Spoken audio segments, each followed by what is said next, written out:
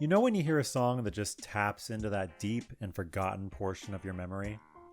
Like you can recall every turn in the music, but can't for the life of you remember the places or times that are associated with it? That's kind of how I feel when I listen to some of the music from the first Animal Crossing game I ever played, Population Growing on the GameCube. The 3 p.m., 4 p.m., and 5 p.m. tracks come back to me instantly every time I hear them, but I cannot construct a single memory or moment within the game to accompany them. I know the tunes, but I don't know the actions. It kind of creates this weird feeling of emptiness, and it's the same I imagine most people think of when they consider an Animal Crossing game for the first time. They might be like, so I just live in this world and pay off my house? It's hard to convey that it's so much more than that. That the life you live in the game envelops you and takes up so much space. Even though you can't remember specific instances of what you did for a certain villager or what made any individual day so great, you cherish the feeling of belonging and purpose that it nurtures in you, all while giving you the space you want or maybe need to go at your own pace. It's a comfortable balance, and it's one that's never really appreciated until you're firmly within it. That's the best way I can explain it. It's a game of relationships and outlines. You remember that you're great friends with Cody, the blue bear who lives 2 acres west of your home just south of Tom Nook's shop. You remember that sometimes he can get a little heated, but you can't remember what about or who was involved. You remember that he eventually moved away and always wondered why. Animal Crossing was all about supplementing your real life, coming home from school, booting up the game, hearing the same musical backing tracks again and again, and doing the same thing every single day. Just making the rounds and checking in on your friends. Maybe you actually collected enough bugs and fish and exotic fruits to sell to pay off your home loan, or maybe you just memorized the hex code for the jingle table and forced Tom Nook to give them to you over and over again before just selling them right back to him for 12,000 bells a pop. Either way, there's an emotional attachment that makes your village worth revisiting every single day. Population Growing made me a fan of the series, and I came back for Wild World and New Leaf. I never got City Folk for some reason. But in those games, even more than before, I have no real recollection of anything I did. I remember a few vague nights here and there playing Wild World with a friend and visiting his village, and I remember the public works project for a bridge that, as a mayor, I never got fully funded. Maybe it's an age thing, maybe it's a timing thing, I'm not totally sure. All I know for sure is that it's weird that I don't have specific memories tied to a game that I devoted countless hours and days to. It's weird that I'm a fan, and a rabid one at that, of a series of games that provided the background track to my youth, supporting moments of my adolescence, but only glimpses in my adulthood. It would seem that my adoration is wavering, but as we sit on the precipice of another entry, the first in a long time, I'm so ready. But at the same time, I'm so nervous.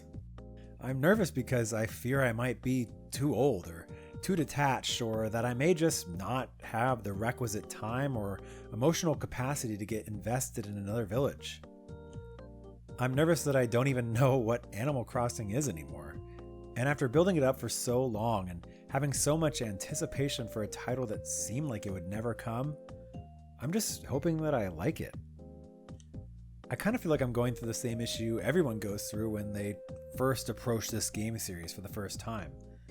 I'm having a hard time justifying to myself whether it's worth the time or that as a 28-year-old I'll still be able to find value in the title. I'm hoping that I can, but I just don't know. I would love to assume that I can pick up this game, start playing it, and immediately have that same connection to my village and its villagers that I did all those years ago. I've been following all the updates about this game as they've come through, and with each one my excitement ramps up a little bit more. I've been waiting for an Animal Crossing title on the Switch since the day I bought my console, and I've been wrestling with these intermittent thoughts and moments of doubt the whole time.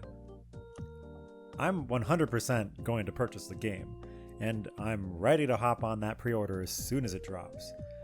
But I also feel like I need to temper that excitement or have a little bit more caution or pause for how much I've hyped it up and how much excitement I have. but it's just so hard to slow it down. It's a game I've been talking about and dreaming about for years, and we're finally getting close to its release. You know it's getting closer and closer when you start to see the special edition consoles announced and photos of the in-store marketing materials start to appear. And of course, I'm excited to check back in with some of the characters that I love. I'm excited to see what Tom Nook is up to again and how deeply in debt we'll be to him once more. I imagine it will be quite a lot. One of the memories that I do have from my Wild World and New Leaf experiences was forming a great relationship with Sable, and I'm giddy to jump back into that with New Horizons, and I'm looking forward to uncovering a little bit more about her character, and whether or not she'll be doing the same thing as always. And of course, there are others, Blathers and Celeste, Rossetti, the coolest guy in town, Mr. KK. I'm pretty hyped up to see all of them again in new up-res textures and with more nuggets of story to unearth. Plus, I'm sure we'll get new characters, both NPCs and villagers, and that's always something new to obsess over for a while. But still, I just wonder if it'll be enough. Part of me feels like I shouldn't have anything to worry about. As a guy with a job and a side hustle, as well as other hobbies and commitments with friends, I don't have a lot of free time. But Animal Crossing has never been a serious design for long play sessions.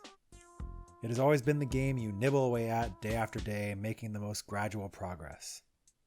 Seems like it should be the perfect fit for busy people. But the other part of me knows how much I value the free time that I do have, and, well, maybe I just shouldn't worry too much.